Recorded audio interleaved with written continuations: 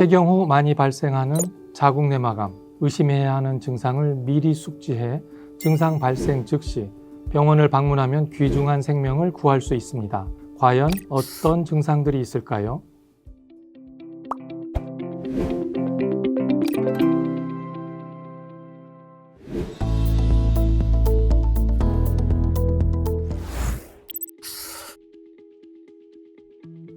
폐경 이후 질출혈이 있어 놀라는 분들이 종종 계십니다. 이는 자궁내막암의 증상일 수 있으니 조금은 유의할 필요가 있습니다.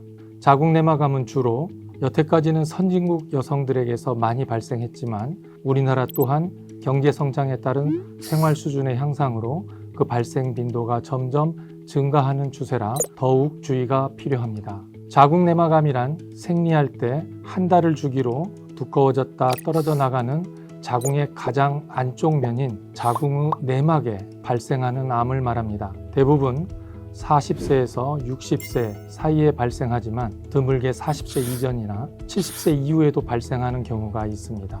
현재까지 알려진 자궁내막암의 가장 강력한 발생 위험 요인은 지속적인 여성 호르몬에 노출되는 것입니다. 분만한 기왕력이 없거나 비만하거나 다낭성 난소 증후군 등 에스트로겐에 장기간 노출될 수 있는 환경이 위험도를 높일 수 있는 것입니다.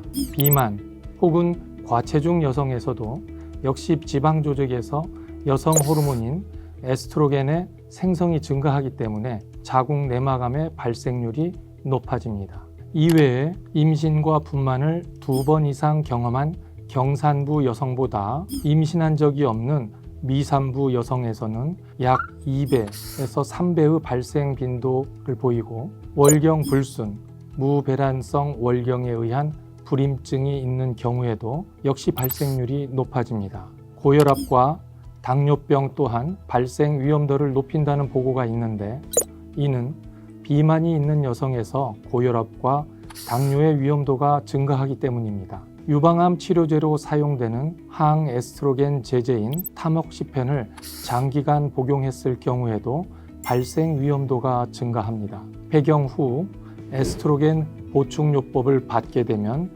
그 위험도가 증가한다고 생각되지만 현재는 프로게스테론 제제를 첨가해서 그 위험도가 증가하지 않게 처방하고 있습니다.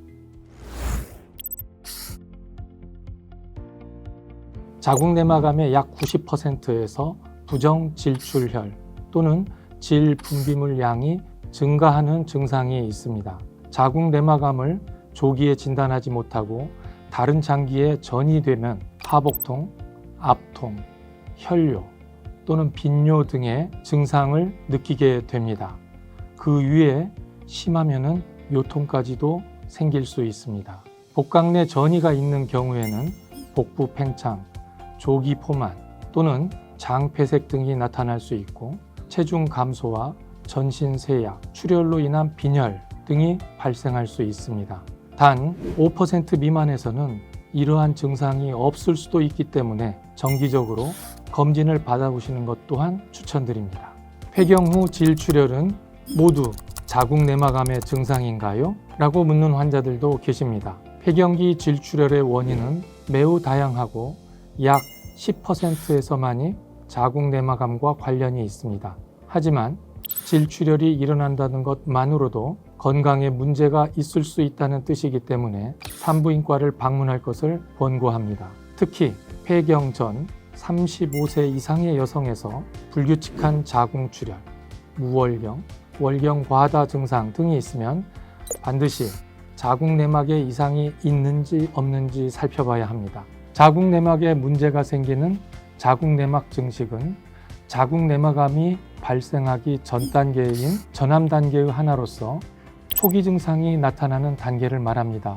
이 단계에서 미리 발견하여 치료하면 자궁내막암의 발생을 막을 수 있습니다. 조직검사를 통하여 자궁내막암 진단이 내려지면 거의 대부분에서 수술을 진행하게 됩니다. 자궁내막암은 출혈과 질분비물이라는 증상이 있어서 다행히 대부분 1기에서 발견이 되고 이 중 90% 이상에서 재발이 없이 치료가 종료될 수 있습니다.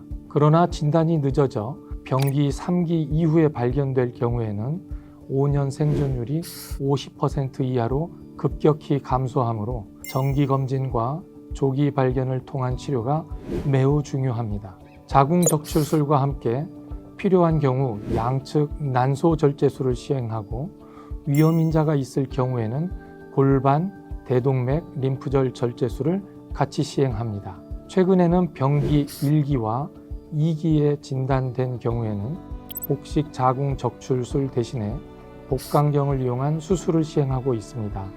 수술 후 조직검사 결과에 따라 위험인자가 있을 경우 보조적 방사선 치료와 항암 치료를 시행할 수 있습니다.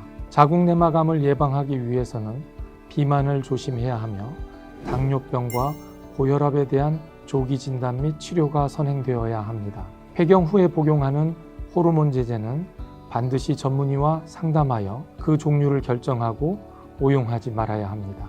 조기에 진단이 될 수 있다면 충분히 완치율이 높은 질환인 만큼 꼭 주변 사람들에게도 알려 건강한 삶을 함께 영위하시길 바랍니다. 감사합니다.